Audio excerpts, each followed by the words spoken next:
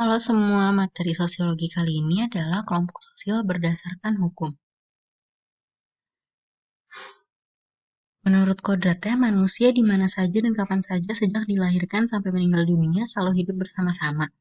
Manusia sebagai perorangan atau individu cenderung untuk berkumpul dengan individu-individu lain. Dengan itu, manusia sebagai individu berkumpul dan membentuk kelompok manusia. Kecenderungan manusia untuk hidup berkelompok sehingga manusia dinamakan sebagai makhluk sosial, yaitu manusia yang tidak bisa hidup tanpa bantuan orang lain. Contohnya saat kita membutuhkan pakaian, kita tidak dapat membuat atau memproduksi pakaian itu sendiri. Hingga kita bisa mendapatkannya dengan cara membeli pakaian jadi atau membeli kain untuk dijahitkan ke tukang jahit.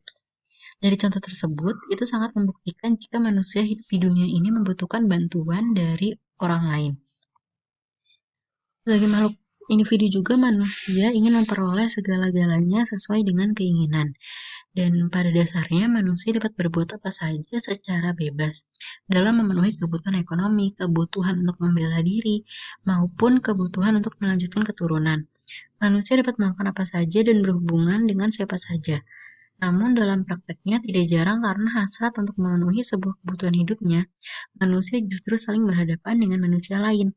Kebebasan individu tadi menjadi bersinggungan dengan kebebasan individu lain. Sehingga tidak jarang sering terjadi pertentangan-pertentangan bahkan benturan atau konflik. Semua itu akan mempengaruhi keseimbangan dalam masyarakat akan terganggu atau disintegrasi. Dengan pembawaan sikap pribadinya tersebut, tanpa mengingat kepentingan orang lain, kepentingan itu kadang-kadang sama, tapi juga tidak jarang terjadi kepentingan yang saling bertentangan untuk memenuhi semua kebutuhan hidupnya. Dalam kehidupan bermasyarakat, manusia mempunyai tujuan untuk memenuhi kebutuhan hidupnya. Untuk itu diperlukan hubungan atau kontak antar masyarakat yang satu dengan yang lain guna mencapai tujuan dan melindungi kepentingannya. Karena itulah manusia membutuhkan suatu aturan yang dapat mengatur hubungan antar manusia. Pada awalnya, aturan tersebut sifatnya sangat sederhana, namun seiring dengan perkembangan zaman dan semakin banyaknya manusia, dan semakin kompleksnya pula permasalahan yang ada, aturan-aturannya pun menjadi semakin sulit dan rumit untuk dirumuskan, serta membutuhkan pihak lain, baik dalam pembuatan, pelaksanaan, maupun penegakannya, agar tercipta ketertiban dan keteraturan. Oleh karena itu, dalam masyarakat akan dijumpai berbagai macam pedoman atau ukuran untuk berperilaku disebut dengan norma atau kaedah, atau juga dikenal sebagai aturan. Perkembangan norma kebiasaan yang berkembang menjadi akar dari terbentuknya masyarakat hukum. Menurut John Gilson dan Forsgård, pembentukan hukum terjadi dari dua visi, yaitu pertama ada visi idealitas spiritualistis dan yang kedua ada visi materialistis sosiologis. Nah, kalau visi idealitas spiritualistis ini, pada visi ini, hukum itu sebagai suatu perwujudan satu atau lain gagasan absolut atau ide.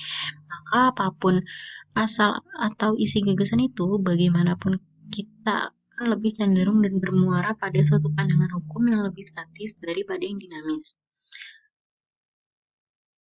Bentuk perwujudan yang timbul secara berturut-turut satu sesudah yang lain dapat diuraikan sesuai dengan kronologis, tetapi keterkaitan yang satu dengan yang lain tidak dilihat dari perspektif kronologis linear, melainkan dalam perimbangan terhadap gagasan absolut tersebut.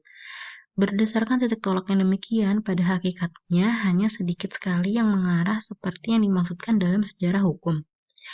Nah, yang kedua ada visi materialistis sosiologis.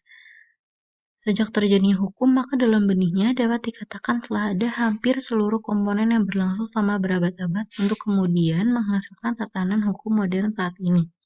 Konsensus yang terjadi antara yang memerintah dan yang diperintah bertumpu pada suatu gagasan, adanya keseimbangan antara hak dan kewajiban yang dapat dijadikan dasar keadilan. Terima kasih.